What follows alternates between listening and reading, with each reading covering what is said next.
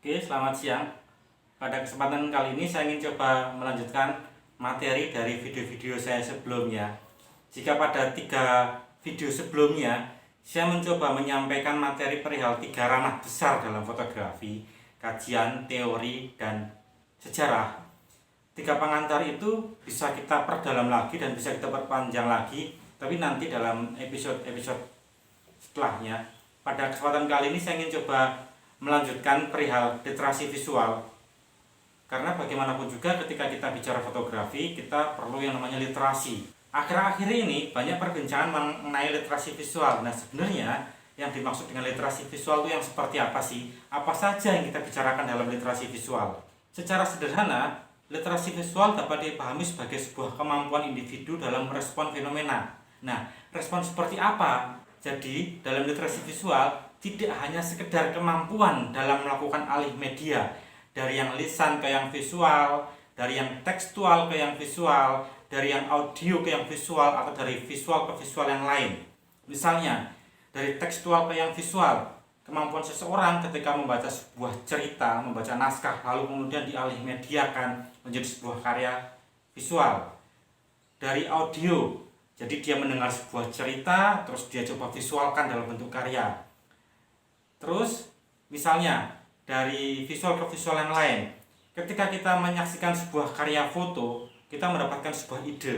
Nah, ide-ide yang kemudian kita kembangkan dari visual sebelumnya, itulah yang saya maksud sebagai dari visual ke visual yang lain.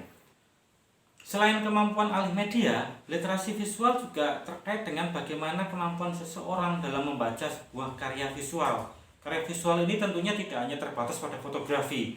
Banyak materi visual dalam hal ini, bisa berupa iklan, bisa berupa motion, bisa berupa komik, bisa berupa ilustrasi maupun film. Tapi dalam hal ini saya ingin coba fokus pada fotografi.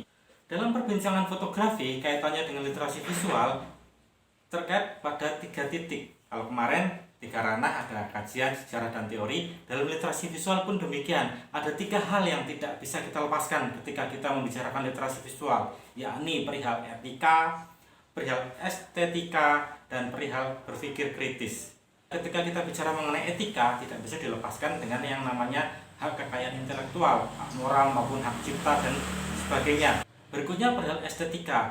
Di sini estetika terkait dengan bagaimana cara seseorang, kemampuan seseorang dalam melahirkan sebuah karya. Tentu saja seseorang melahirkan sebuah karya foto tidak datang begitu saja. Ada modal pengalaman, ada modal bacaan, ada modal dia melihat. Disitulah kemudian kemampuan itu muncul untuk merancang estetika yang dia inginkan secara estetis. Nanti efeknya ke daya pukau. Pada video sebelumnya saya menyampaikan mengenai daya pukau. Nah, disinilah kemampuan seseorang dalam merancang karya dengan perspektif estetika tertentu. Berikutnya yang ketiga pada aspek berpikir kritis. Berpikir kritis di sini fungsinya tidak hanya dalam melakukan kajian, tapi juga dalam bentuk perancangan. Banyak sekali perancangan-perancangan yang saya pikir dia hanya menampilkan daya pokok saja, tapi tidak memiliki nilai-nilai kritis yang bisa ditonjolkan. Karena bagaimanapun juga namanya pesan komunikasi visual dalam konteks fotografi, dia selalu memiliki tujuan. Tanpa tujuan yang kuat, tanpa dasar yang kuat, maka daya kritisnya bisa lemah. Selama ini ada anggapan bahwa literasi visual itu melulu domain teman-teman yang melakukan kajian atau bacaan terhadap sebuah karya foto, sehingga banyak sebuah forum-forum dengan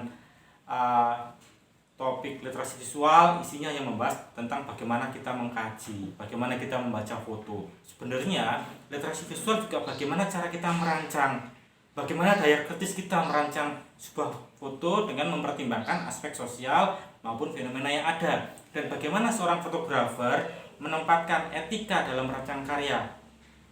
Hak kekayaan intelektual itu penting. Bagaimana estetika itu dimunculkan?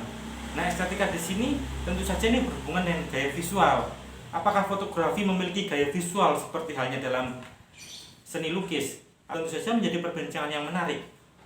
Bukankah ketika kita menghasilkan sebuah foto, yang kita hasilkan bukan hanya lembaran visual semata, tapi kita juga menawarkan sebuah gambaran sosial. Nah, gambaran sosial ini kan tidak muncul tiba-tiba.